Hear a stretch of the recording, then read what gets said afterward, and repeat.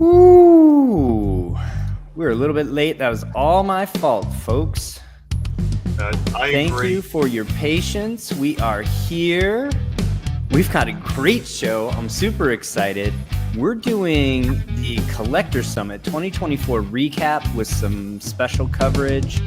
Shelby is going to be interviewing we three amigos who attended the show, and I am pumped. How are you guys doing? How was the week? Is it a letdown after a big show like that? It was a little bit of a recovery effort. I mean, it was that was my first time being there, and it was an experience. You know, I saw big books that I never in my life thought I would ever see in person. Mm-hmm. It was just amazing. You know, because you're basically inside a giant vault. Yeah. So, yeah. So guys can bring out their heavy metals, so to speak. Right. Sorry, I do have one more thing I need to. Phil, what was your take on it? You've been there before. Yeah, it was the second time around. It was less psychologically daunting because, you know, the first time I went, I only knew so many people, and you know, I'm one of those kind of people that I don't like to interrupt or be too, too much. So I think I was a little passive the first time, and this time around, knowing more people made for more of an enjoyable experience because I didn't have to worry so much about introductions and stuff, which there still were some, and still plenty of people I didn't get to talk to. But I think it's one of this every year just kind of gets more enjoyable and more enjoyable. So I agree. I thought so. I thought it was great. It was a great experience. It was great hanging out with you two guys, man. It was great. I wish Shelby was there, but you know, it was fun. Yeah, and just for everybody at home, that was the first time the three of us have actually been together and meeting in person. So it was just like we'd been hanging out all our lives. It was great. Right. Yeah. Phil and I met for the first time last Collector Summit, and we had actually only exchanged a couple of notes prior to the summit. It wasn't like we had a long internet relationship before that. So that was we've grown a lot in the last year. Yeah, we've accomplished a lot too. It's been fun. Matt Nelson, I was like, it's a year back around where in the last hour of the second day there was this moment where me and Paul were like 15 feet from each other and kind of giving each other that like, hey, you're so, and like if I almost feel like if it wasn't for that moment, we wouldn't have come to That's be. true. That was the catalyst for us. That's true. Like if you had just been like, I'm bugging out of here. You know, I had in the back of my mind like goals of people to interview, and you were on the list, and I saw you a few times, but I was focused on interviewing some other people, and you were busy a few times, and so that's absolutely being true. Awkward. So, I'm glad though that I was like, Phil, you know that guy. He asked him just to go, and you did the same thing, and so it was meant to be, and here we are. Jason, thank you so much. So nice. Those who well, we'll do shout outs in a minute, but thank you, Jason, for the super chat and the sticker. I'm going to talk about that a little bit more in a little bit, but thank you so much. Before we go any further, let's do intros. For some folks, this is the first time joining us. That's I'm true. Dr. Paul. What's up, y'all? This is Liberty Hill Comics. We are simulcasting on Flying L Comics and Shelby's Comics, I believe. Can you confirm? Yep. Awesome. And I'm just thrilled to be here. I'm broadcasting from an undisclosed location in the Texas Hill Country.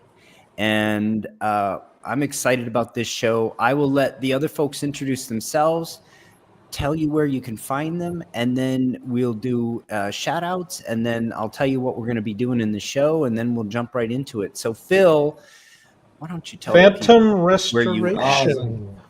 Hey everybody, I'm Phil, or otherwise known as Phantom Restoration, or just the Phantom if you want to be one of those people. I'm coming to you from the border of Queens and Brooklyn in New York City. And you can find me at Instagram under Phantom Restoration or www.phantomrestoration.com. I work for myself, so if you ever reach out and you don't have a response, definitely follow up because I am very busy drowning in comics. But I love Don't wait for Mrs. Arbogast to get back to you. I just read her first appearance earlier this week. Oh, nice. Larry, say hi to Sir. people, please. Hi, people. I am Larry Littlepage with Flying L Comics, and you can find me mostly on Instagram, Facebook, YouTube, of course, where I teach and educate on doing conservation work on the books. And you can find me on eBay too. So anyway, come visit. That's about it. I'm currently in Huntsville, Alabama, broadcasting from a hotel room, and I have a daughter going to college here, and we spent the weekend together. Nice. And it was a great time. So it was great. There's a NASA installation there, pretty big NASA footprint. We were actually there today. That's how we spent our afternoon going through the Space Center there. It was great. If you haven't been there, go visit. In my professional life, I had an invited talk there. And I flew in and I gave a presentation at NASA, and I was headed to the airport. I actually had about 2 hours, and I thought, ooh, that's enough time for me to find a comic shop. And then I was like, oh, I don't know, that's a little bit tight. So I'm just going to go to the airport. So I'm headed straight to the airport. I got rear-ended by a giant hoopty. Rental car totaled. Wow. Okay. I have to wait for the cops, wait for 2 other cars to get towed away, get a police report. It was still drivable. I like drove it steaming, stuff hanging on the ground to the rental car place. Still had about 20 minutes to catch my flight. I just pulled it into a spot. I didn't do the checkout or anything. I ran past their desk. Why bother? I literally ran past their desk and I threw the keys at them and I said, man, your car's messed up. It's in stall 32. And I kept going and I got through security and I made my flight. Wow. And everybody's like, you have to buy the insurance. Otherwise, you're not protecting. Turns out, wasn't my fault. They can't do anything to me. Nope. I had no insurance and it cost me not a penny. But it was a really, really funny experience. No, some kids were in like a big like GMA body, like from the 70s, and rear-ended me at about 50 mile an hour. And even though I was at a stop, I smashed into the car in front of me and pushed that car into the car in front of them.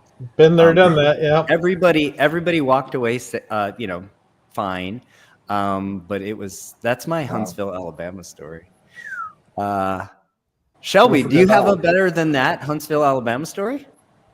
No, I was telling Larry right before the show that I'm sure I'd been to Huntsville, but I've never been to the NASA location there. And so that's where, for everybody's knowledge, that's where Space Camp is. Yeah. So among other things, there's a lot of resources there. I mean, they have adult space camps. Everybody, you can go put on a spacesuit and go in the water tank. I think it's part of like the mission to have like the resources spread out for one thing, but it's also like an earmark thing. Like if different senators can bring some NASA money to their state, or congressmen, it's good for them, Congress people. So, NASA's spread out everywhere. That's why you have California, Texas, Florida. Yeah, I mean, I worked at NASA here in Houston, Texas. So I'm actually in Houston, not from Houston. But Houston, Texas is where they do astronaut training. Of course, they launch rockets from Florida. A lot of research, and then during the early NASA days, if you've ever seen the movie Hidden Figures, that took place there in the Huntsville location. So they did a lot of the research and computer work and stuff. And then California does, again, a lot of research and stuff. So I've been to California. California is the backup landing site, too. Mm-hmm. There's a couple of them. The Air Force Base is Edwards Air Force Base in California, not actual NASA location. Let's get back to comics because I think we need to get back to comics. Yeah. Shelby, say hi to everybody. Hi, everybody. Hi, Mom. Man, I'm more excited than an armadillo in a berry patch. So we have a show, I think, in 3 parts. one of the parts is I picked up a book. Yes, you did. When we were there. It wasn't technically part of Collector Summit, but because this auction ended just before, I was able to pick it up in person. I'm going to show it later. Let's see. Yeah, that's an awesome book.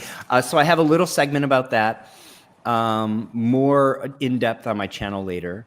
And then we have a segment on the books that are coming up in heritage auctions that were on display there, books and original art, stuff like that. Incredible little showcase that they had. I don't even know what, $1 million worth of stuff in that tiny showcase, Phil?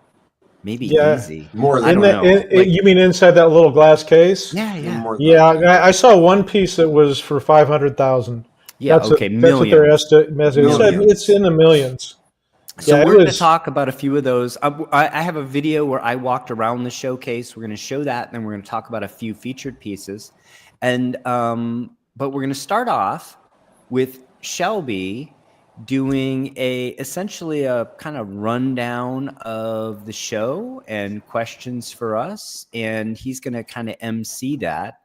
Okay. And before we do all that, I want to do shout outs, and I want to tell people about the goal we set for the show and thank Jason again, and you'll get and we'll highlight his questions. So Hugo Danner's here. Welcome, Mike. John's Comics and Kids is joining from either Shelby's channel or Flying L, not sure. Welcome. I think mine. We've been semi-friends or friends of friends for a while, and glad to have him joining the channel. Glad to see him. Thank you. John Scamardo's here. Don Carter's a regular. Jason Adrift is here, my man. The Professor Peter Alachi is here. Check out his channel, Experiments in Conservation, for sure. If you're not already watching it, you should be. Mm-hmm. That was Flying L, letting everybody know I was late. I appreciate everybody's patience. JSS Brooklyn, welcome. And we did make sure to blame it on you. Yeah, well, it was my fault, so. It was your fault. Leave It to Comics is here joining us simulcast, and Yerl Yates is here joining us on simulcast as well. It's also for my channel. Gerald's a good friend that has supported me a lot in my auctions and such. So, I'll do a shout out there. If you don't know, Shelby's Comics here on YouTube. Please go sub me up. I drop conservation videos. I also am involved in a lot of YouTube auctions. And I also have an eBay store, Shelby's Comics. And you can hit me up over on IG if you want to make a deal. Say, Shelby, I saw this over there on eBay. Make me a deal. And I'll say, you got it, my brother or sister. We can do it. You know, I meant to say earlier, Larry, when you mentioned your eBay store, I want to see if we can work out a deal for the Action 52 when you're done conserving. Oh, I want to own a book that you conserved. I think that'd be fun. And that comic is featured in the O'Brien book that I'm collecting covers. Well, it is done. It's ready to be shipped. All right. Well, we're going to talk about that more. And it came out really nice. So we're going to talk about that next episode, I think, actually. Yeah, I think so. All right. So what we did was we set a goal with the super chats for $10 for the episode. If we meet the goal, then next episode is commercial free if you're watching it live. Yay! And it's going to be thanks to all the people that donated in the super chats. And of course, if you have a question associated with your super sticker, we will answer it. And we're going to start with Jason's here. What was a book you wanted that you had to pass up? I have one, and I know for sure Larry has one. Yeah, that one made me sad. First. Yeah, you go first. I was eyeing a copy of an issue of All-Star. It's All-Star 35, and it's the first appearance of Perdegaton. And it's that great hourglass cover with Perdegaton because he's sending the team back through time. And the D copy was there. The Pedigree Crippen copy was in the building. And the asking price now, D copy, it's a great pedigree. It's a huge pedigree, but it's not always the super highest grade pedigree. This particular copy was an 8.0. And I think it was an 8.0. Maybe it was a 9.0. It was in that range. The seller wanted $5,000 for it. And I already have an 8.0. So it wouldn't be that big of an upgrade. I also already own a bunch of Crippen books. So I was on the fence. I might have bought it if I hadn't found some other books I wanted more. I ended up passing on it. I think it's the kind of book that's going to sit around for a while. There's not a lot of us competing for these. So I might have another opportunity. Yeah, you might have another go at it. But that's a book that I passed up. It was a super cool book. First appearance in the Golden Age of a major villain of the Justice Society and the D. Crippen copy. But as incredible as that sounds, there was more incredible stuff in the room that I had to have more than that. So I passed it. Larry. I had two books that I was really perseverating over, and the first one, they're both Batman books. And the first one was a Batman 49, which Paul and I looked at, and I have to have something with meat left on the bone because I was going to conserve it. And it was really a nice book, but the price they were asking was about double of what it should have been. So there was really nothing left, so I had to walk away from that. The second one that was a cool one, though. That was a cool bag. We looked at it for quite a while, but like you said, the finances didn't work out on it. Yeah, for those at home that don't know what that looks like, it's Batman. It's got a nice, beautiful red cover with the Joker as kind of like a genie in the background. Anything with Joker on the cover is just really hard and top notch. And just sorry for the interruption, but if I'm not mistaken, that's actually first appearance of Mad Hatter and first appearance of Vicky Vale too. You are correct. Yeah. So that's a key book as well. The one I was prepared to pull the trigger on, it was a Batman 62, which was the origin of Catwoman, and also I believe it was her second cover appearance. And we were going through the book, and when we got to the back cover, turned it over, there was a 3-inch square cut right out of the back cover, and that was a deal breaker for me. So I came away empty-handed. Yeah. But I had a great experience. I met people I've talked to with on the phone, and I've dealt with online, and so it was kind of a neat experience. Yeah. So I can't say I came away empty-handed. I just didn't come away with any comics. That's a great way to put it. He came away full in his heart, but not in his. Oh, I cried a little bit. I really wanted to. I did. There were a couple books. I was on the lookout for books. I'm just like Larry, though. I usually try to find something that might have a little potential because I'm a bit of a budget buyer. I think we all are. But there were a couple copies of Mask 1 that I saw that were very nice. They just had defects that for me were out of the realm of what I like to collect. Sure. But another additional benefit of going to the Collector's Summit is they had a room where you could go and say, hey, for the event auction going on right now, can you pull lot 70539? That was cool. Books. So I had a few books that I viewed in person that I won't disclose just for my own reasons. That I was thinking about bidding on. That it's nice to be able to view in person. You could see them, and you can photograph them. I mean, the lighting isn't great, but you can photograph them and inspect them. Yeah, I did the same.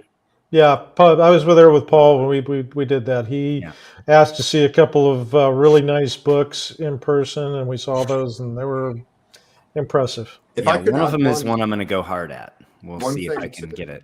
What Larry said too. I'm a big Joker. Ron Carter, thank you. Too. And one of the reasons that I didn't really have an extra budget was I did kind of a premeditated deal. So this is I'll show the page first, and then just give Phil the full screen. Here, I'll put him. I can do it. And I'll do this quick too because this is like a bit just outside the realm of what we normally focus on. But as a fun thing, right? So if you're not familiar, Brian Azzarello and Lee Bermeo's Joker. It came out in 2008. It's kind of a modern generation's version of a focused Joker story, like The Killing Joke. I'm not comparing it, but there's this infamous splash page where Joker's walking out of Arkham after he gets released at the beginning, followed by this very detailed interior page where there's a close-up on his eyes. I just love the art and the eyes. Yeah, the top panel is amazing. Top panel is amazing. Loves it too. This panel here, you see above the gargoyle, there's a little figure there that's surprised it's Batman. And then with the lightning flashes, he's gone, because he's mysterious. He's Batman. And so Joker is flipping off Batman, but as far as the reader's concerned, because it's narrated through this henchman, he's just flipping off the city. So you get twofold. So my pickup was, if you're on to the art, drum roll, please. It's this page because the slash is. I'm blown away by that. I can't believe that this is. I mean, look at that top panel. Yeah, it's amazing. That is an amazing piece of art. One of my brushes. That is a one of a kind piece that nobody else has. So we answered your question backwards, Jason. It's I bought this, so I had to pass on everything else. Yeah. Also, one added answer to your question would have been, how can we go back to viewing? I got it. Here? Go ahead. Perfect. The things I had to pass on were all the books that I didn't have the money to buy that I would have wanted to buy if I had the money. So, which was really, I mean, it's so, even seasoned collectors there were remarking, being like, they're like, I'm looking here, there's 2 Batman ones on that table, one over there on my left eye, and if I look across the room, that dealer and that dealer each have one. That's just 5 that we can see. And it's not to say that there's going to be 20, but that's acknowledging that's not common. Like, even though we know we can see them there now, that's there were several dealers that brought stuff that they don't bring to any other show. They said, this is the only show I bring this to. Yeah. It was incredible. I looked at one dealer. He had maybe 10 books slabbed sitting on a table, and there was $500,000 there. I mean, there's 2 Batman #1s side by side. I know the one you're talking about. Yeah. You know the one I'm talking about. And I sat there, and I'm just like, just seeing one Batman #1 is what. Quantity. As a matter of fact, that I believe that dealer brought a backpack. It had like 10 super high, like not even a short box. Yeah. Just 10 like super valuable books in a backpack. Yeah, he said, hey, make me an offer. And I just went, well, thank you so much, Don Carter. That's super generous. Don Carter, thank you so much. We've already met our goal for the show. Thank you. If you have a question for us, please, by all means, it'll get highlighted. I want to also say hi to Dibby's Takeout. Welcome back to the show. Ben Stewart, welcome back to the show. JSS Brooklyn, thank you also for the super chat. Says, please check out my 0.5 Western, but also that versus the restored Tech 27 that is up for auction, which to choose. Yeah, I'm not sure what that means, 0.5 Well, Western. really quick, let me say hi to Leave It's Comics, which is coming from my channel. So hello, Leave It's Comics. Glad you could join us. If you want to answer that question, I can share my screen real quick. It's up to you, Paul. Sure, yeah. Okay, so what he's talking about, you'll have to click the thing, Paul. I got it. Add to stage. There we go. Okay, so up for auction on Heritage. This is the garage sale copy. Oh yeah, the one we've actually talked about a couple of times on this channel. The one that was just discovered and then sent off for Yeah, it's up for auction right now. It's a 0.5. I think the back cover is married. It's married and also incorrect, by the way. Yeah, that's correct. Incorrect back cover. Yeah, that's right. But the current bid is $140,000. Now, also up for bid is this, which I think is a much better copy, restored grade, 5.5. And right now the current bid is $97. 97.5. And let me see. The restoration includes cover touch, pieces added. You can actually see the color touch here. Yeah, that stands out. Oh, it's not just there. You can see it on the masthead, and it's quite. I mean, it's 5, so you don't know how much. Here, here is actually a perfect example that Paul and I have talked about a lot. This book, it has not been conserved, and notice that there's chipping even inside. Yeah, that's inside the. This is what happens. These books do not stop degrading, guys and gals. But that's another story. Tear seals, reinforced, clean staples replaced, cover, back cover, married, page 27, and all 3 edges trimmed. So a ton of restoration on this book. See, I thought the trimmed pages would have slammed it. Trimmed is tough, but the other one's tough too. The other one is I don't know what is a better book. I think that just the story behind it is pushing this a little bit, if you ask me. I looked up some current prices a minute ago, and this auction's coming. Why don't we do this? Why don't we put a pin in this conversation? We'll do a more in-depth in the future. I agree with you. I just wanted to give some context. Yeah, I appreciate it. Yeah, because I wasn't sure what he was talking about there, but yeah. Why don't we come back to that in the future, and we can do a more in-depth analysis. Which one would you pick? Yeah, we can do a would you rather. I was trying to see when the auction ends.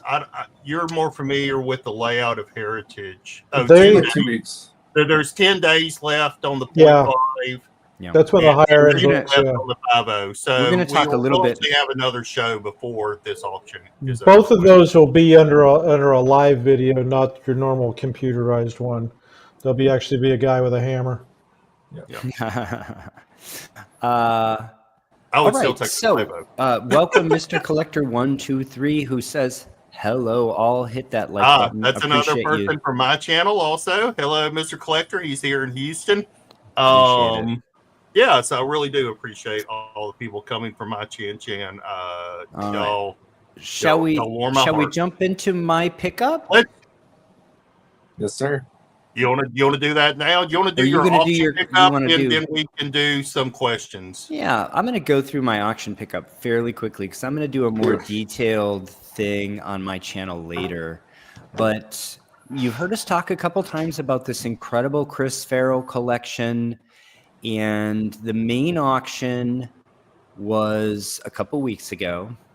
They offered just under 500 books from her collection. Now, of course, that's just a tiny fraction if you know that the collection was a complete DC collection from the beginning in 1935 all the way up to sometime in the 2000s. So obviously, 491 books was not the whole collection, right? But broke records. 5.26 million total. This double action, there were multiple world records broken. And guys, look at the very last line of this press release. Heritage will present books from Farrell's collection into the summer of 2025. I noticed in the upcoming Heritage auction, there are a few more of her books on offer, and another one that I will be bidding on. I was fortunate enough to get 3 books from her collection. I'm going to say so far because there are still more coming out, and I'm going to just I'm going to show off one of them that I just am so thrilled to own. We are very jealous of Paul's deep it's pocket. crazy, Paul. Yeah, this is it's like, book. Paul, is that a wad of money in your pocket, or are you just happy to buy comics? Well, I say all the time, I'm very fortunate. I know how fortunate I am. I have a lot of gratitude to be in a position to put this kind of capital into funny books. That said, I feel like I got a really good deal on this book. And, you got a great deal on that book. I'm kind of shocked that I was able to purchase it for as little amount of money as I did purchase it for. So what is this book? Why is it significant? All-Star Comics 1. Now, the JSA does not form until All-Star 3, and they don't go on their first adventure until All-Star 4. Nevertheless, All-Star Comics 1 is obviously a key. No first appearances, so it's a little bit of an odd book, but it's the first book launched by the actual company run by Gaines that then, ultimately becomes part of DC. It's the summer of 1940. In high grade, you have basically 3 books. Yep. You have a 9.8, you have a 9.2, and you have the 9.0 that I was fortunate enough to purchase.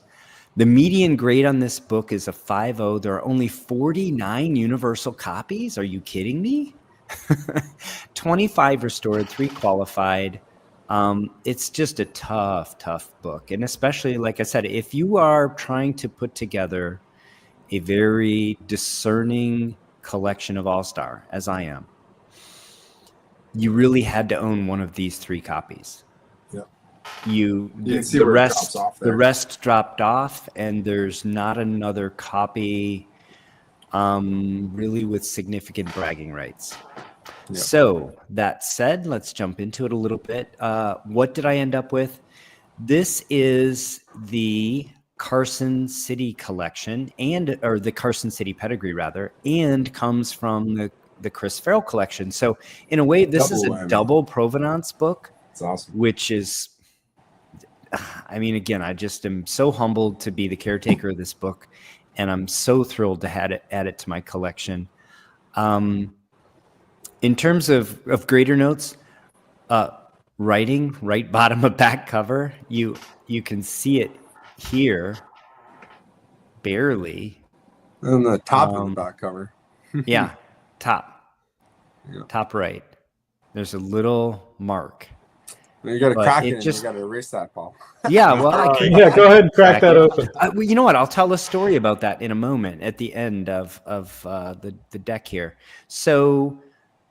Oh, you know what? I'm sorry, guys. These are the wrong notes. That's why it doesn't match up. I don't have the notes. Unless Shelby, you want to pull them up quick?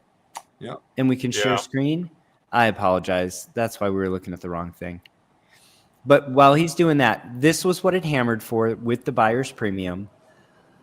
I was estimating the value between 25 and 30 grand, to be frank. And it's tough to estimate because there are only 3 up there in that range. But I thought that it was going to go for 25-ish, and I was going to be happy if I could get it under 30. And so wow.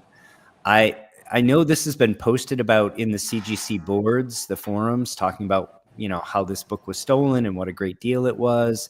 I've had multiple people message me and say, I cannot believe that.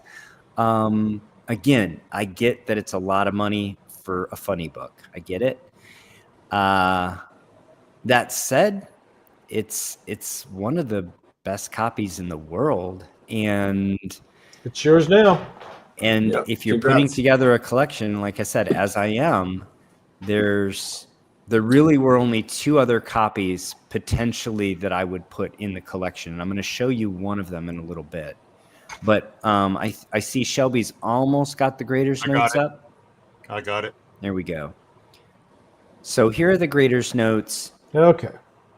So the Carson City pedigree. Those of you that don't know, Carson City is a really fascinating pedigree. It's only #1 issues. Yep. That's it. Oh. The collector only bought first issues and nothing else. There's one other pedigree like that.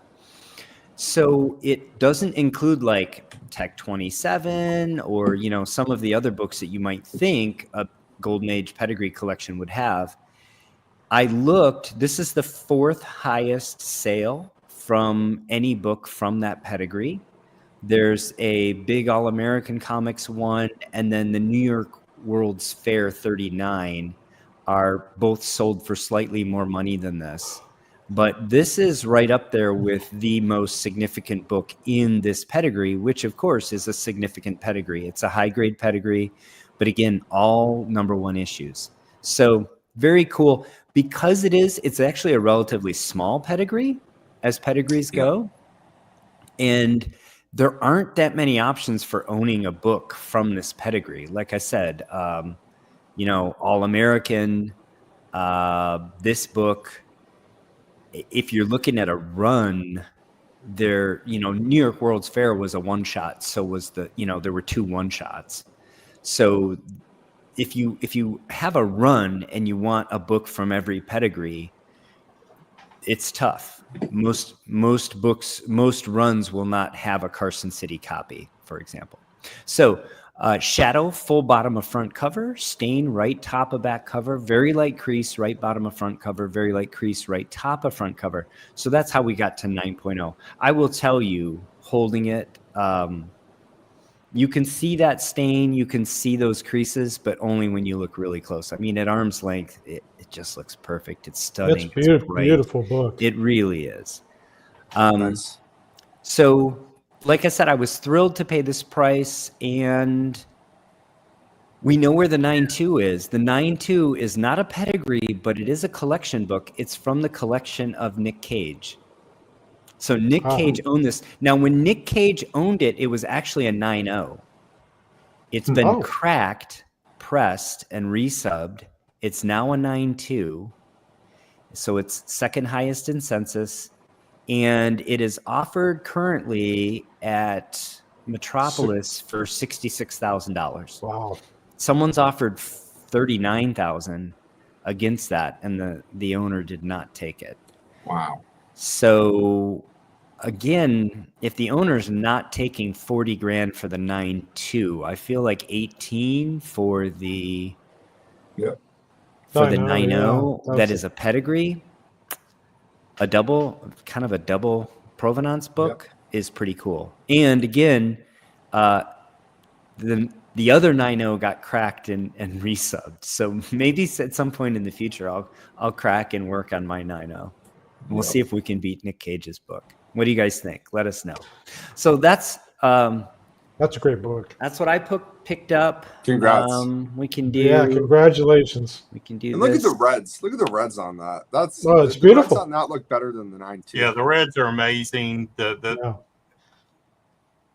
It's awesome. Soft yellow just really makes it pop. The green in the comics. It's really stunning to hold in person. And one of the really special things about it was that I got to pick it up in person with my pals, and Larry took this picture for me. That's awesome. So this is obviously the actual auction block where they normally film from, and where, the auctioneer stands with the hammer and everything. And so I said, hey, I'm going to pose in front of this, Larry, grab a picture of me. So that's awesome. I was just, again, completely tickled and thrilled and delighted to be able to pick it up in person and share it with my friends. So in many ways, even though this isn't technically part of the summit, it was like the highlight of the summit for me. Yeah, it was really cool. I will do a more in-depth video on the channel at some point in the future as I'm going through all my all-stars, but just because it was associated with the summit and this was our summit show, we wanted to just give you that short view of it. And I don't know if we have any new shout outs to do. I think a bunch of congratulations. Thank you so much, everybody, for those. Maurice, Vulu, welcome to the gun show, if y'all caught that picture. I mean, that's just how I'm rolling, man. I wasn't even pumped up or nothing. No, not at all. Not at all. All right, Shelby. All right. I'll pass the mic to you. You're in charge. Oh, all right. So for those of you who don't know, this was the third, and I'm hoping, annual Collector Summit in Dallas, Texas, the Big D. I think so. As they call it. Hi, Mom. And that's not my mom saying hi to. It's Paul's mom. So my mom passed away. Anyway, it's not Phil's mom. Anyway, we're gonna keep moving on. Yeah, Phil's like. All right. So the Collector Summit, if you don't know, is presented by Fanalytics. Don't know them, but they say they're the team behind the Collector's Room Discord server. I don't like Discord. Discord's a pain in the ass to use, if you ask me. But the way they advertise it, they offer a premium event designed for dedicated collectors. that rekindles the joy and camaraderie of in-person conventions. They strive to create a refined marketplace free from the distractions of overcrowded multi-fandom conventions by assembling passionate private collectors and reputable dealers. We provide an exclusive environment for meaningful networking, valuable exchanges, and the thrill of discovering more remarkable items. Collector Summit is where serious collectors can connect, share their passion, and enhance their collections in a community-centric atmosphere. Okay, I'm going to cut your mic if you do any more reading, Shelby. Yeah, cut them off. That was enough. It was great. Just summarize it very briefly. Did it meet all those expectations? Absolutely. There's, you don't have cosplayers, you don't have celebrities, unless you count some of the big time dealers that were in the room. Well, there was some big money there. Oh yeah. I guess the biggest celebrity there is probably Matt Nelson, president of CGC. But you don't have whatever. You don't have Lou Ferrigno. You don't have that kind of stuff. That's not there, right? This is just we had the kind of rare books. There's a billionaire owner of Heritage was there. Sure. Oh yeah. Yeah. He was walking around. Just super, super rare books and a room full of people super knowledgeable and passionate about them. Yeah. That's it. So I'd love to get Larry's opinion since this. So am I talking too loud? Were y'all picking on me talking loud? No, I was picking on you for just reading from the internet. People can do that wherever they're. Oh my God. Yeah, but people are lazy. Anyway. Well, their attention span goes away. No, your volume's perfect, Shelby. Go ahead and start. So, Larry, this was your first time there. We know that it's at Heritage. So, what was your? You said it was like a vault within itself. So tell us, like from a first person. Okay, from a first person point of view, you're going through the main lobby, which is very small. Then you go through a locked corridor, and you have to go through this corridor.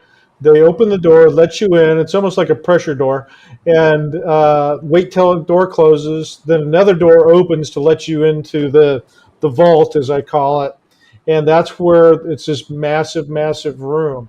Now, this is attached to the auction room, and it was pretty impressive. Lots of security there. Comic books are just a fraction of what Heritage deals with. Myself and Phil and Phil's girlfriend took a tour, and I saw we're not allowed to take any pictures.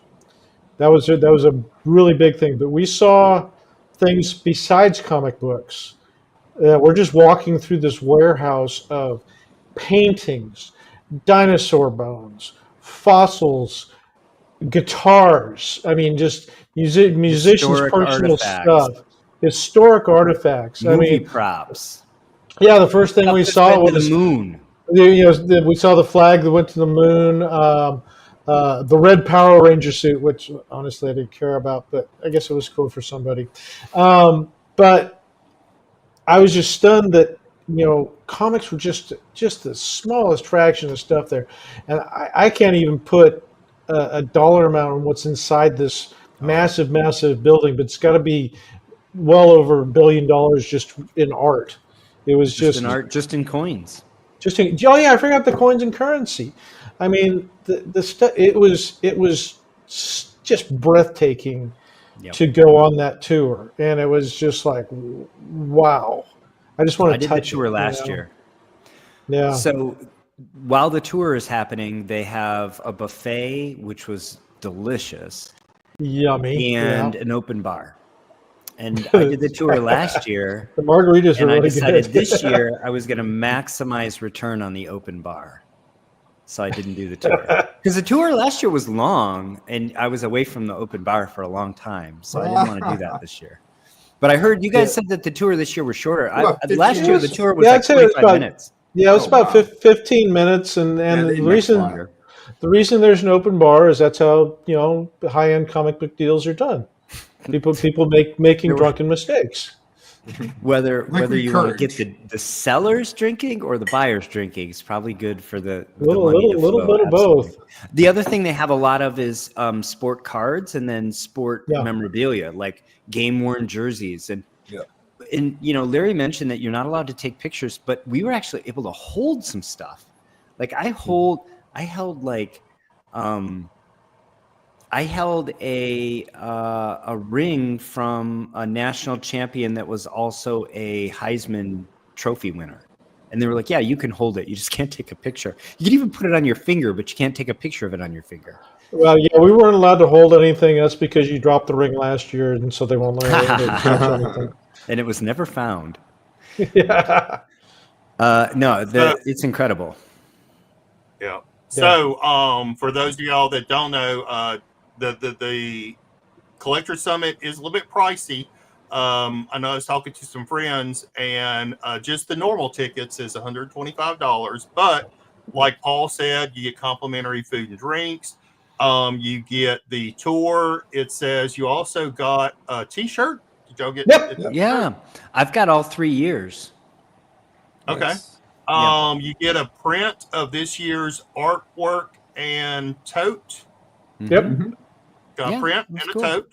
I got 2. Parking, and then access to attendee sales tables, which I guess it's just normal. That's the we could have brought our own wares and sold them, so you don't have to buy a booth. You can bring a short box. You can bring a backpack like the one fella did.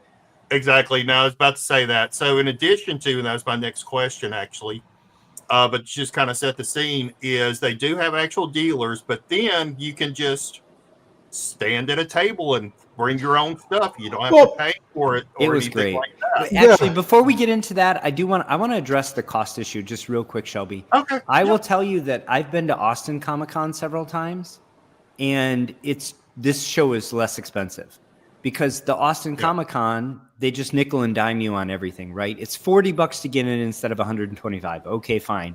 Then it's another $20 to park. Oh, I guess. And then if you want a crummy hot dog, it's $10, and a can of soda is $5, right? You're into $150 before you even buy one book. And again, it's not nearly the same experience at Austin Comic-Con. There were only like 4 dealers with books, and I don't know if any of them had Golden Age. And the rest of it, again, I'm not knocking it. It's just not for me. It's a different fandom, right? But it was cosplayers, and it was people that played a bit role in some obscure sci-fi movie that I am not a fan of, and just like filled the whole place up. Again, I'm not knocking it. That's somebody else's fandom, and that's great. But it's not. It's like Jason said. It's like the early comic shows. It's like what Comic-Cons used to be before they got taken over by media. Hotel basements. Yeah, exactly. And it actually, like you said, the 125 went very far because it's free parking, and you got all that swag, which you don't get at Austin Comic-Con. And then we had actually, in addition to the buffet and open bar, the following day there was a catered lunch as well. So it really, it's a better deal than any other normal con. It was worth every dollar. Oh yeah. It's actually very. I mean, it's a bargain. Yeah, I would say you're going to this too, though, knowing you're not rifling through boxes looking for books that are $1 or $5. This is a step above in terms of. Oh yeah, I was sitting there going through the boxes like this, 300, 400, 800, 600. You know, you're not going to do that anywhere. Yeah, but one thing that I think is pretty cool about it, I was talking to a kid at the end of the show on the second day who gave me some books to take back to work on.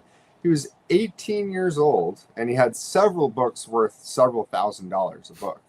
And it's like, that's the kind of, I mean, there's only so many 18-year-olds collecting Silver and Golden Age books, but on this level, he knew that this was was referred to as one of his friends, and he ended up doing some deals, and it was like it is kind of it's an next upper level. Echelon. It's not a snooty show, but it is people spending totally money chill on the books. Just $5 and $10. And there were books at or under $100. but There were. That's true. Yeah. You had to hunt for them. Yeah, but a lot of people would bring stuff in there. It's just like I was there with Phil when he was delivering a customer book to a gentleman, and that gentleman brought in, I think, 8 or 10 books that he was trying to sell. Yep. And that's the type of thing that was being done. It was really And interesting. you And by the you way, also can't do that. Phil did a top-notch job on this guy's book. It was amazing. I might have some pictures to share that later. Okay, good. And by the way, like if you tried to bring a backpack full of books into Austin Comic-Con to sell them, you'd be thrown out by security, right? Because they're trying to make sure that they protect the interest of the few people that bought booths from them. Yeah. So this is a much cooler kind of place. You can bring books in to trade, to sell, to whatever. Last year I brought 2 short boxes. But honestly, I was having so much fun walking around, talking to everybody, looking at everybody else's stuff. I didn't really want to stand at a table and like try to hawk my books. Yeah. So I didn't even bring them in. And this year I didn't even bring anything with me to sell. I brought a couple of things that I wanted people to look at, get some expert input on. And I'm going to have a series coming up on one of those soon, book that I had Matt Nelson look at. He was so gracious with his time. Yeah, I was going to comment about Matt Nelson. I'd not met him until there, and he doesn't even know me from a hole in the ground, and he spent a huge amount of time just chit-chatting and talking about things. And I think Matt Nelson was just an amazingly graceful individual to talk to, and he listened. Yeah. He didn't blow off anything he had to say. He actually listened to every word I had to say, and that was kudos to Matt Nelson. What an amazing guy. Yeah. What we're saying basically is exactly this. It's mostly gold and silver, really high-end bronze. That's the focus of what you see at this show. Yeah, that's right. You won't see any modern. You won't see variant covers. Nope, there's none of that there. Not many. No. But it's not all expensive. I mean, there was entry-level Golden Age stuff there, and entry-level. Yeah, I saw a lot of $50 and $80 stuff. It was, priced right. Yeah. So Shelby, that I think is the experience in terms of bringing your own material in. There were definitely some folks. There were even some high-end folks who decided not to get a booth, to just deal out of a table. Yeah. So that was definitely. And I know several people.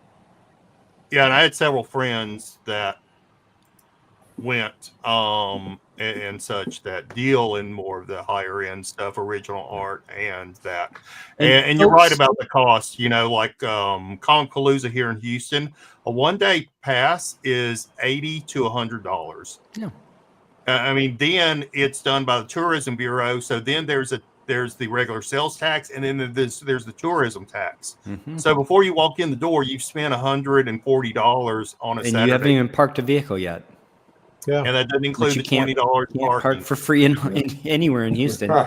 And if you want a creator to sign a book for you, it's going to be another $5 or $10. It's just like, and the food, again, it's terrible food, and it's very expensive. So, before we move on from dealers, I do want to say one more thing about that. If you're interested in what dealers were there and what they had on offer, I interviewed almost every dealer there. I did shorts, so they're just 2 to 3 minute videos. Hi, how you doing? How's the show been? What'd you bring that you want to show off? How can people find you? And I'm dropping basically one a day. I'm not even quite halfway through them. So over the next week, you'll continue to see those on my channel if you're interested. And I agree. I was just about to plug that. The first couple of videos you've dropped this week have been great. Reese Comics I knew about, but I forget to go to his website. He's got some great deals. Dale Roberts, I didn't know that person personally, but they've got a great website. So please check out Paul's videos. I think he's got one with Red Rock City with Richard that I haven't watched yet. Yep. So even though you weren't there, you'll get to see every dealer that Paul interviewed. And if they have a website, you'll have your own method in order to go and check out their books and hopefully purchase something.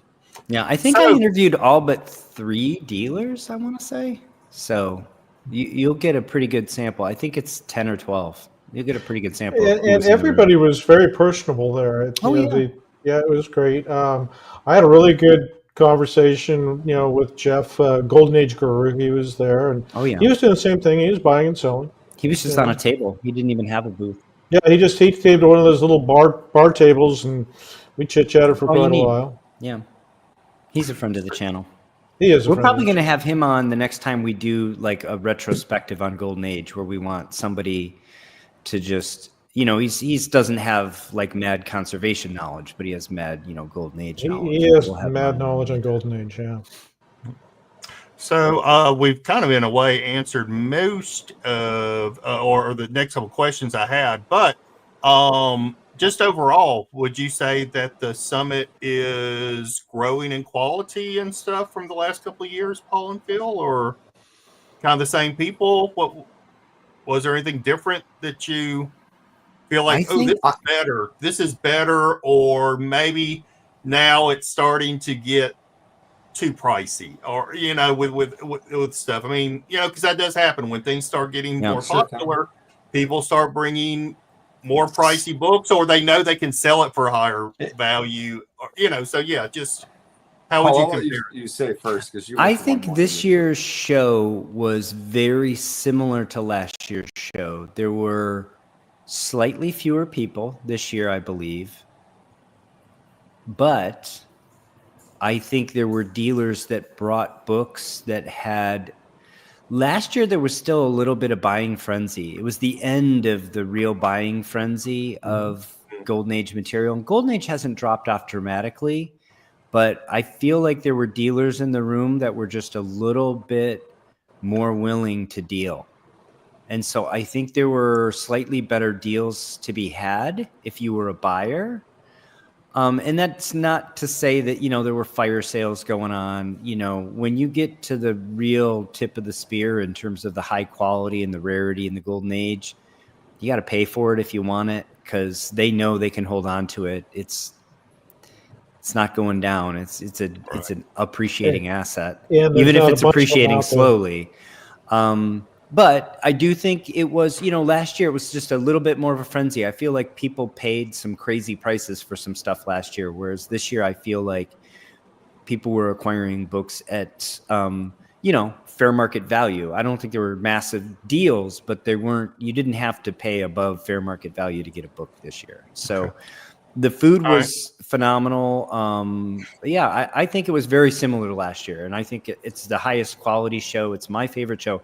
It's the only show I've done the last 2 years because I'm just not interested in a lot of what's happening at other shows. That's not to say that I would never go to another show, but this is the one that I do not want to miss. Yeah. All right, so Phil, go ahead and give your input, but at the same time, can you compare it to New York Comic Con, which I know you just went to a couple of weeks ago? Yeah. Go ahead. Both have their benefits and their detractors. Like New York Comic Con, you have to go there knowing you're going to be walking through the aisles with cosplayers. You're going to see you're going to see new comics, toys, promos, panels. It's all in a way more people. I mean, New York especially is the most heavily attended con, in at least in the U.S. and I'm pretty sure more than San Diego. So, when I was in New York, I still saw dealers' booths where there was like a Detective 31 that everyone that knew the book that walked by was like eyeing that book. But that was more of a standout. Whereas at this one here, there was a 31 in the case that Heritage was selling. There was at least another one or two for sale. It was just so much more concentrated. So it really that's the difference, is it's more concentrated. And I would say Nate, who put the show on. Nate is Fanalytics is Nate, by the way, Shelby. And he really knows what he's doing in terms of expanding, because last year was different than this year in a few subtle ways. One of which, and the most important thing, was the charity auction that they did, which a lot of people that weren't able to buy the premium tickets were saying, I would like to take part in the charity auction. Why can't I? Until you realize it was because at least where they did it this past year, the room had limited capacity. Mhm. I've already read on their Instagram account that for next year they're having it in a large room so that everyone can participate. So it's one of those things. It's a charity. It's a charity auction, and they raised I think over $100,000 this year. But it's like they're already looking forward to being like, we're gonna definitely break that record. Nate's awesome. Hundreds of people. He really understands he understands us. I'd like to say a little bit more about that. So the picture I showed of me picking up my book inside Heritage Auction Actual, where the gavel banging happens, that room is relatively small. Yeah, I was surprised. Very small. The fire marshal only allows 50 people in there, period. That's it. And that's where they held the charity auction. That's why only the first 50 tickets got to bid there. I actually had one book I was interested in the charity auction. Almost thought about asking somebody to proxy bid on it. But as you guys know, I had some very serious goals. And I said, you know what? That's not as high a priority for me with my collecting. It was Jumbo 10. And funny enough, the book fell into my lap that evening. So I went to an after party the last day. I was wondering how that story happened. Yeah, awesome. At Stray Flexen's house. Check him out on Instagram if you don't already follow. And the individual that won that book I had actually bumped into in the gym at the hotel. And we started chatting. He said, I won that book. I said, I thought about, finding a proxy to bid on it. I was interested in it. He said, I'll let you have it for what I paid for it, man. It was just a charity auction. I'm not married to the book. If it's part of an actual set that you're collecting, I'd be happy to put it in your hands, man. And so I made a deal right there at the after party. Yeah. I was at the after party, and funny enough, it was right after I told Mrs. Kosnik that I had only bought 2 books and I had been a good boy. And then I went to this party and bought another one. So we won't tell her. Yeah. So next year it will be grander, and then they are constantly improving, and that they're doing an art show next year. So next year there will be that's right. I forgot about that. There will be a collector summit original art. So I expect Phil to be there. I'm going to that one and 2 others within the next 8 months. So. Excellent. Does that conclude your question, Shelby, or do you have a wrap up? I did, yeah. So you just mentioned, can you say that again? A stray flexing or straight flexing? It's stray, but it's kind of like you were mispronouncing straight. Stray flexing. His name is Yaniv. I'll put a link to his IG. Yeah, drop a link to his Instagram and stuff. I'm actually going to do a post about. Yeah, I'm going to do a post about his after party. Actually, I'm going to do a post about me acquiring the Jumbo Comics 10 too, and just the generosity of the winner, just offering it to me for what he paid for it was really amazing. No, I didn't go to the after party, but was it like a P. Diddy party, or how was that? The doors were locked. No one was allowed out. Yeah. Okay. I know you decided not to go because you had to be up early the next morning. I did not want to browbeat you, but I definitely went there thinking Larry's going to regret not going here. Yeah, I had to catch a 5 a.m. flight. Yeah. And Yaniv and his wife, they're so gracious, and it was the next highlight of the. So 3 big highlights: picking up this book, hanging out with you 2, and going to Yaniv's party. For me, that was the show. Yeah, next year I'll go. I didn't. I was just planning that early flight. And I know. Yeah, and that's why I said I didn't want to make you feel bad about it, but it was awesome. All right. So I'm going to hear about the next video. Oh, sorry. Go ahead, Joe. Okay. No. I think this leads into that. So, as a comic book geek and a lover of comic books, whether if I could afford them or not afford them, I want to hear about and see, I think, what was some of the most amazing comics that you saw there that you maybe never seen before or thought you'd ever see, or that you never knew existed that you saw. And I think you said you got a little bit of a video of the case there. I do have that. Why don't we go around? Why don't we each say something we saw that sort of blew our minds before I do the video?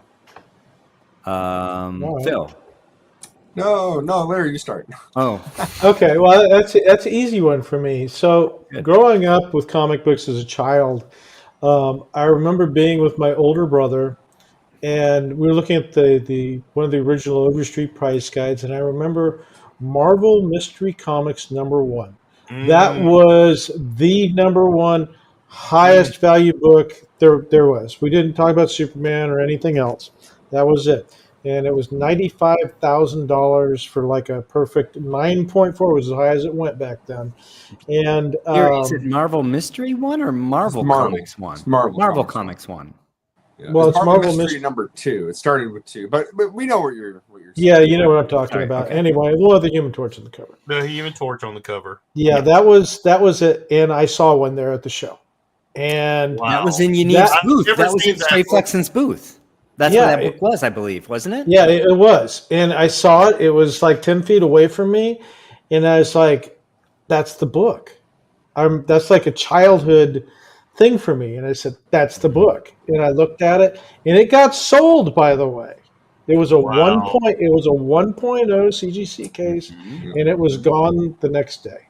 Yep. I've never seen that book in person. I've seen an Action 1 in person. I've seen a Detective Superman 1. I've never seen that book. I don't want to. When I worked at Metropolis and Comic Connect, this would have been over 10 years ago. We sold a coverless copy, and when I was the shipper, because they had me shipping the books, you bet your sweet ass, pardon my French, that on my lunch I sat there and I read that book from cover. Well, not cover, from the first page to the last page because it was coverless. But I can say that I read an original copy of Marvel Comics 1 all the way through, and that was a book that.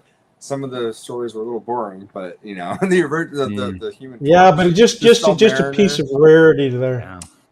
I knew I would never get another chance to do it. So Larry, I can't. Seeing that copy, I remember that was a highlight for me too. Seeing that book, because you don't see that was cool that often at all. Anything else you saw, Phil, that just blew your mind? I know you touched so many amazing things. I will say, the Detective 27, that 0.5 garage copy, because I mean I try my hardest to remain centered, but I will say just before going to the summit, I had a dealer reach out and ask me my opinion on an Action Comics 1, which I was taken back on because that's the first time anyone has ever seriously asked my opinion on doing potential work on an Action Comics 1. Within the last 12 months, though, I have started to work on some of those higher echelon books, like a Superman 1, Detective 31. I've already worked on a few Detective 29. So seeing the 27, there was that part of my ego and arrogant brain that said it's just a matter of time until you get to physically touch one of these. And maybe it'll be that brittle 0.5 that the owner will buy just to remove that married incorrect back cover and maybe take some tape off. Because I was asked by 2 different people that were seriously interested in going after that about the viability of removing tape. Yeah. And I was looking at that book with different eyes as someone that gets to work on these professionally. So to be clear, Phil, that one wasn't on the floor. That's one of the ones you had to request that they pull because it's in an upcoming auction. No, it was on that the 0.5 Detective was. I have pictures of it in the case. Oh yeah. Oh, it's in the. Oh yeah. I'm sorry. 0.5 Detective. Yeah. Sorry, not the restored. Not the restored, but the 0.5. No, my bad. You're absolutely right. And Phil, I did just read the CGC forum talking about you, and Phil is one of the few people left around here that, and I mean around, not just here, but around, that is well known in the community as doing excellent work, and such in conservation. So we're very, very proud to have his knowledge. No, He's mostly well known for the greasy fingerprints he left on that. Greasy fingerprints he left on that Marvel Comics #1. Don't say that. Don't say that. We'll start a rumor.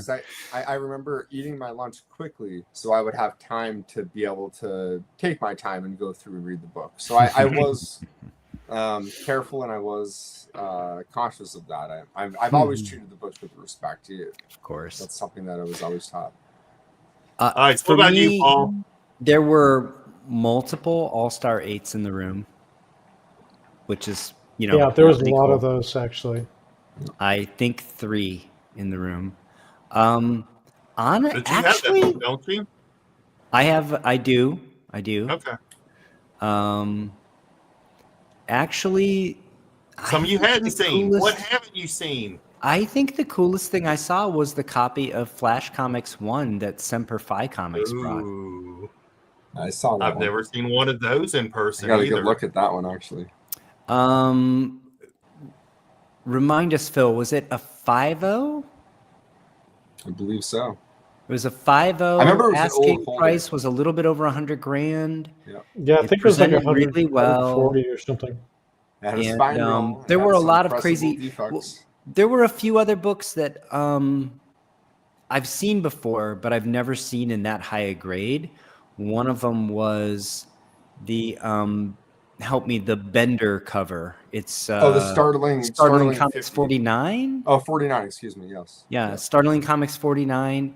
It turns out I checked the census. There's like 9/8 of that book that exist, but there was a 9.2 over at Bedrock Comics booth, and I had never seen one that high grade. That was a stunner. He also had a Mask Comics one and it was, I believe it was like a 7.0. Check my video. He had a 2 that was a 7.0. The 2. It was the 2 that was a 7.0. Unbelievable books. That was also a stunner because those LB Cole covers and the color they're just LB Cole in that high a grade in person is beholding something. Yeah. Richard's been taking advantage of getting some higher grade Golden Age in the past year. So there was an Action 19, which is the Superman cover that starts the consecutive run of Superman on Action in 7.0, I believe, in the room. Mm-hmm. That was, again, something you just don't see very often in that high grade. There were definitely some serious pedigree books in the room. There were multiple Mile High copies in the room. There was something for everyone. Yeah, but for me, I think that Flash one, that was one that was the Marvel Comics was obviously amazing. But for me, the Flash Comics one, I've never seen one that high grade. I've seen a few tattered copies, but that's one of those books I think we talked about, fewer than just over 50 in the census, fewer than 100 in the census, and not very many in high grade whatsoever. One of the things that I caught that impressed me too was actually not a book, but was in the glass case. Yeah, let's go to that. Actually, you know what? Who wants to narrate? Who wants to narrate the video? Oh yeah, there we go. In terms of like what we're looking at. Yeah. Can you narrate, Phil? Yeah, I think I know most. All right.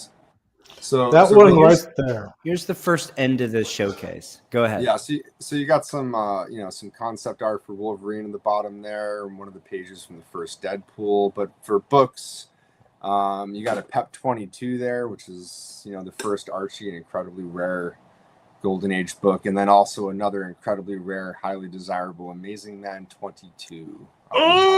Very esoteric. It falls between the cracks because if you've never seen one, you've never seen it because they're scarce. But boy, once you see it, you don't forget it. Yeah, and the bottom left, that's the original concept art for Wolverine. Yep. That's the very first time Wolverine was conceived and put to paper. So that was from Senior. Yep. That was Romita Senior. John Romita Senior. That's his Blue Line, and who knows what that's going to go for? Insane amount of money. I think the starting bid on that was like 100,000. Oh, I'm sure. And then right there, no, go back. The I was going to comment on the Deadpool page. Mm-hmm. That one right there, starting bid. I'm not sure what starting bid, but estimated hammer price was $500,000. Sure. It's because of the feet. Yeah, it's just amazing. My jaded brain is just like, yeah, of course. But if you don't know art, you're like, it's an unbelievable. Now, this is my favorite part of the cabinet here. All right. Top left. Start there for us. And So take us down the first 2 rows, and then I'll forward it so we can see the rest. Yeah. So you got Eerie Comics 1. Eerie Comics 1 is recognized as the first horror comic ever. Yeah, exactly. Right? And that's before Eerie Magazine, which people would think of in the late 60s, early 70s. It's from 47. So just to put that into context. And then you have one that can be tough to find if you don't. Maybe I'll let you go along this top row first. Yeah. Go ahead. That one there, if you That's a big book. Teenage Dope Slaves, it won't pop up because that book is called Harvey Comics Library. Which is, you're like, what are you talking about, Harvey Comics Library? Another very desirable pre-code book with some heady content. Here you got a Mystic Comics. This is I believe issue 6, correct? No, I'm not 100% sure. 6 through 10 is the first Destroyer. That's the Destroyer run, and this is Stan Lee's first superhero creation. This is a very desirable, timely book. In 8.0, are you kidding me? Incredible grade. That's going to go for crazy money. Timely's go for crazy money. Yeah. Here's a pulp. A bit out of my realm, but I do know this is the classic Batwoman, Batgirl. Extremely sought after. Yeah. One of the most iconic pulps. Yeah. And it's so hard. I mean, pulps, you don't see. I mean, if you ever held pulps, they fall apart in your hand. And to see any in like 7.0, 5.0, I mean, and these amazing covers it's super rare. Yeah. Besides that one in the case, there were 2 others at the show that I actually held and looked at. Yep. This one I believe is the first Conan. That's the provenance of the Squared Tales.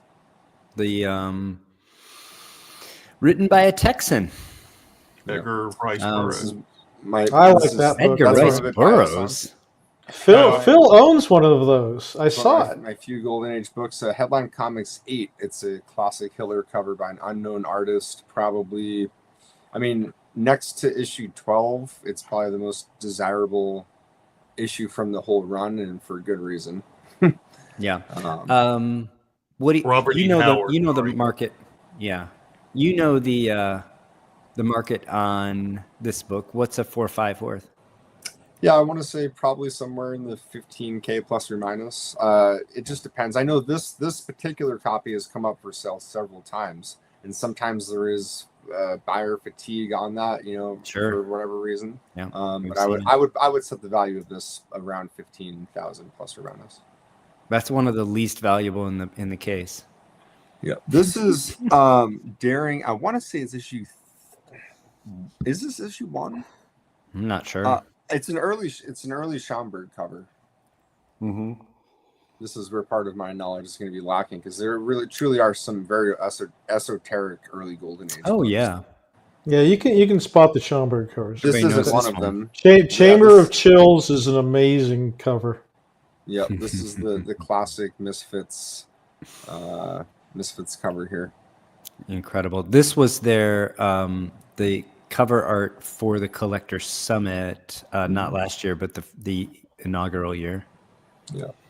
This is a trash book with no importance or main character or anything. It's certainly not a Detective 27, the first Batman. So this is the garage copy. This is the garage copy. We've mentioned multiple times. It's just been found in a garage sale this year. Yeah. Unreal. And this is Crime Does Not Pay 24, which is, you do not see it because the people that own this book don't want to sell their copy for the most part, and also incredibly tough and high grade. It is a brutal, take a look, pre-code hardcover with a guy actually pushing the wife's head on the stove while her head's catching on fire. I mean, it's oof. It's hot. Yeah, they don't make them like that anymore. Some Here's original, some original art. Yep, you got a nice Matt Baker page on the left there. His style is just so distinct. He was you can spot Matt Baker art. Yeah. So difficult to find. That speaks for itself. The cover to Vault of Horror 23. You know, it's just an unbelievable. So few of these have survived.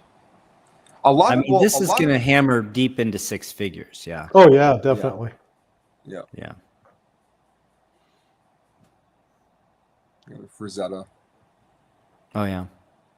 This is a wider spread. Difficult to see any of the detail, but again, Frazetta art probably starts. I don't know, for something like that, maybe not, but for a lot of Frazetta's art, I mean, it starts basically at $1 million. Yeah, something like that. Again, maybe not cheaper. Those are much cheaper. Some piece like that. Yeah, but still very valuable.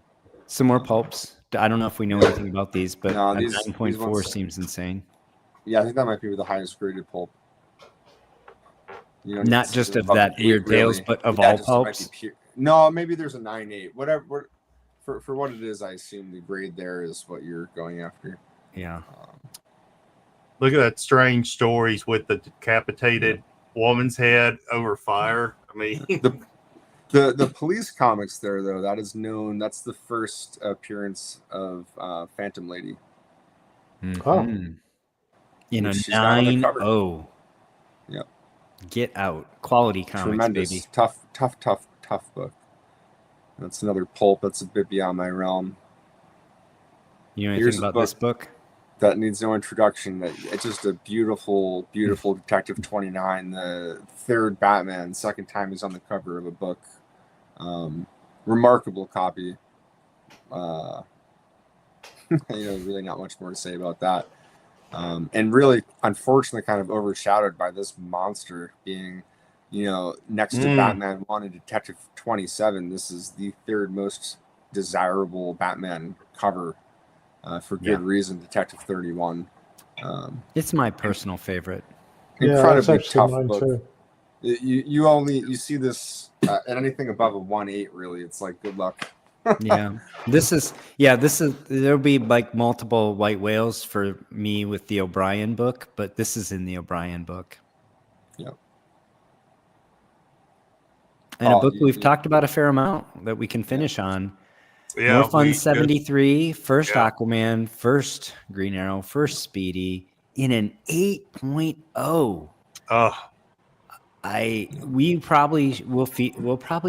Maybe it's not conserved, it's not restored, but we could feature this book, I think, because it's just, we've talked about it quite a bit. I'm interested to see where it hammers at. So, on my wish list is the Silver Age Aquaman #1. Oh yeah. I mean, and to have something like this would be just Christmas is. You don't Christmas see is a coming lot up. of Aquaman Golden Age. Christmas is coming up. All right, so it of course was Robert E. Howard, a fellow Texan, Robert E. Howard, that created Conan. But just to set the record straight. So Phil, you wanted to talk a little bit about a few of those books in particular. Yeah, just a few real quick. And this is just a quick. Larry mentioned that I dropped off a book to a client. You did an amazing job on this book. It's amazing. I'll probably end up doing some a post about this on my Instagram, just some full, because I only have this in another photo, but this was a Planet Comics 15 with a married cover that was taped to another interior that I removed the tape and just did a standard conservation treatment on. So I just wanted to highlight this was a book that was at the show being dropped off by a collector, and the collector actually had a nice copy of that beautiful Bender Schomburg airbrush cover that you brought up earlier, Paul. Yeah, I saw that. 49. Yeah. Really, really great taste in books, and some lovely Planet comics he had. This was just another, just a quick plug it, my work here. So that was just after the tape is removed, resealing that spine, all within the parameters of standard conservation without leaf casting. So all the missing pieces you would see there at the spine were taken off by the tape, and then I had to basically reattach them archivally and then reinforce everything. So that was just a quick plug at some of the covers. Really, just go back. I'll go back one. Yeah, the clean that you did. Oh yeah. I mean, her flesh tones and the colors are brighter. Beautiful job. You can see the dirtiness around her legs and how that is now removed. Yeah, great job. Beautiful. I need these pictures, Phil. And these are for another purpose. We need these pictures. I took some extensive photos of me removing the tape, a video actually of me removing the tape and scraping adhesive on this. But this was a book where I did take pictures before and after the bath I helped use to remove the tape to show that, yes, that detail that you see, that all those little subtle differences you do, cleaning all that dirt on her legs and all the other areas too around that, and the yellows and stuff. The bag on her hip is so much whiter. I had to dry clean that first, and that's something that if you know dry cleaning, you know just how precarious it can be to do it in colored areas, and you just push it a little too far and you can say, hey, I saw where you dry clean the dirt there because you took color off. But if you're very careful and less is more, you can achieve nice results like this. Well, Jason, that guy's got good upper body development, but he might have been skipping leg day. I'm not sure. Yeah, right where that tape is on the spine, and a telltale too is dirt gets trapped underneath that edge. And when you took that tape off, there's no lines at all. It looks beautiful. Yeah, thank you. Thank you. That's one of the longer you take tape off, the better you get at understanding all those, like when you're removing the adhesive after you remove the carrier, you're not needlessly wiping it all over the surface as you're trying to take it off. You want to touch the surface of the paper as little as possible. Everything is as little as possible. Surgery at its finest. Absolutely. On these books, especially a book like this, which was during World War II era. So this book is like 80 years old. The paper is not the most forgiving. Yeah, we talked before about Planet Comics, first sci-fi, series for comic books, and the first. How many issues have the rivets in the Planet? 22 or 23. Yeah, so the real hardcore people collect the rivet title. Planet Comics. I mean, what a storied title. Awesome. Sweet book. There was a Planet Comics 1 in the room. I remember that. I did see that. Yeah, that I had you remember on the show months back, I showed one that I removed glue from. Yeah. And the client got it graded a 4. I got to hold that graded book in my hand because he was at the summit. So that was a treat to get to see that planet again. I was like, there was more than one in the room then. Yeah. Yeah. So there's that. Hey, that's us. Hey, I know those guys. Someone by that someone, I believe it was Larry, had the foresight to say, hey, let's actually do this. Because I only took a few. I kind of get a little stopped in my anxiety, dealing with all the people around. I didn't really take that many photos myself. I'll show just a few that I was able to take of some of the books, but I was so overwhelmed. I'm glad that we at least got this picture of the three of us here. That was a good photo. Great photo. So this is the case that we just showed before, because it's kind of more of a clear picture of all the books there in one of the sides, including the Chamber of Chills 19 and the Detective 27 there. It's one of those things, like we talk about books a lot. You can see pictures of books on your computer screen, but seeing some of these in person, especially a book like Detective 27, really is such a surreal thing. Any copy I see, I'm taking back, especially when you're looking at it like this and you're not questioning, oh, it's restored, how much of this is original. That book has brittle pages, it has the wrong back cover, but man, look at it. Look at that. Like it's just, to me, it's remarkable. The main important part is right there at you, Yeah, exactly. Yeah. It's got what it needs to have. Exactly. This is the picture on the right I stole from Heritage's website, but these are just some of the other books that were there that are just, these are the kind of books that you get to see if you go to the summit, that you can see in person. You don't just get to just seeing two Batman ones right next to each other on a table, right where I could just pick it up, just like it was there. Mm-hmm. You know, well, it's that's just part amazing. of it, right? There's so much security. So we mentioned it, but there's a hallway, and there's a security guard on each end of the hallway, and they're electronically locked doors. Only one of the two doors can be open at any given moment. Yeah, so like I said, it's like going in a vault. It's similar to going into a vault. It's impossible for you to sort of like snatch something and run out of there without encountering at least two security guards and two different locked doors that can't be opened at the same time. So that's that allows dealers to just leave stuff laying around. And they did. Right? And they absolutely did. Yeah, everything was very accessible. If you go to New York Comic Con and a dealer has one of these books and you say, "Hey, can I see that Batman one?" The dealer might be like, "Okay," and they'll bring it over and they're gonna hold it. They're not gonna let you just hold it. But at the Collector's Summit, I mean, it's here you go. Oh yeah, here you go. Mm-hmm. If you're in, you're vetted, right? Yep. Exactly. Yeah, that's basically about it too. It's not like you're gonna run. Yeah. Absolutely.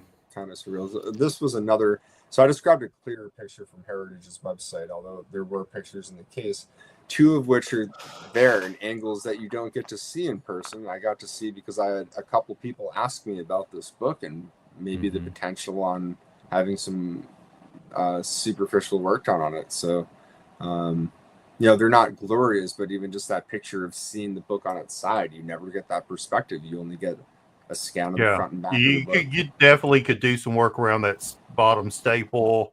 Yeah. Just a matter of a few different variables, but yeah. I'm not sure if that's the last slide or not. You have one more. Oh no. Okay, so there's one. So yeah, just for the sake of our channel here, I can't remember if the Human Torch was on display. I want to say it was. I do know the Amazing Man was, though, and for good reason. So these are just two books I wanted to highlight. We'll probably end up talking about at least the Amazing Man in terms of the sale price, because it will go for, if you don't know the book, more than $100 and more than probably $10,000. Like, this book is it's a highly desirable book, and it's also incredibly early. It's from 41. So yeah, the people that if you think about that. Yeah, there'll be some whales that'll be chasing this. Yeah. Wow.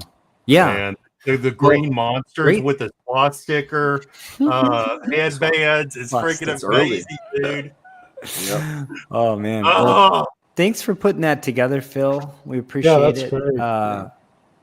It was just basically a great show. I know we didn't do a lot of conservation here in this episode, but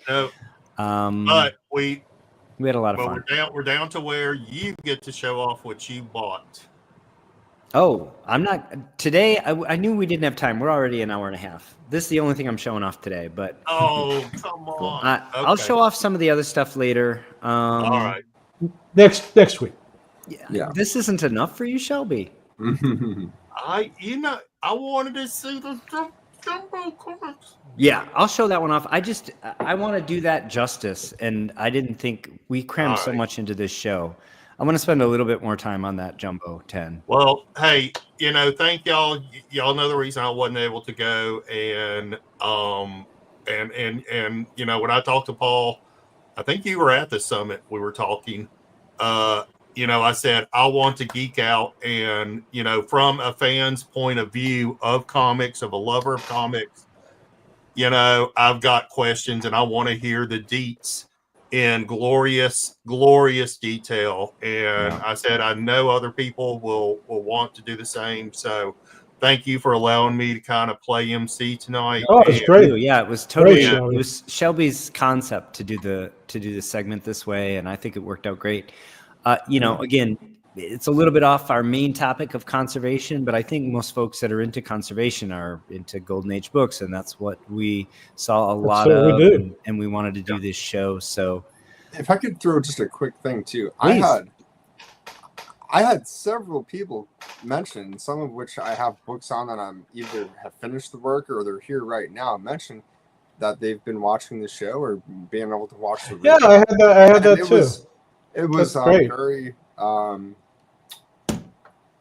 It was very nice. It was very nice to hear that even people that I would think, oh, why would they have any interest in conservation? Some of these people aren't even buying. Maybe they're having. Oh yeah, on books I that's agree. superficial, but nothing So drastic. Like conservation. next year we're going to do T-shirts.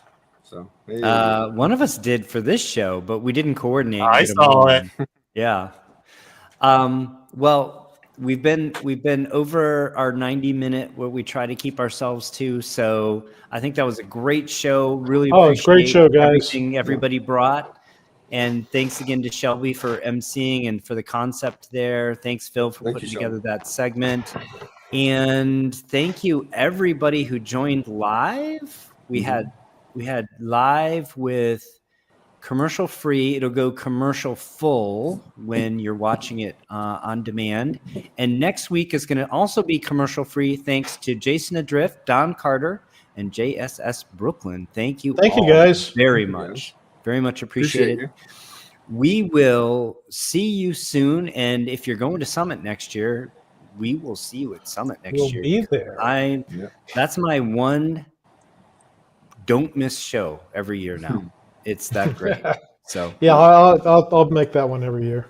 I'll say until next time, take care of one another, and I'll let Shelby close our show.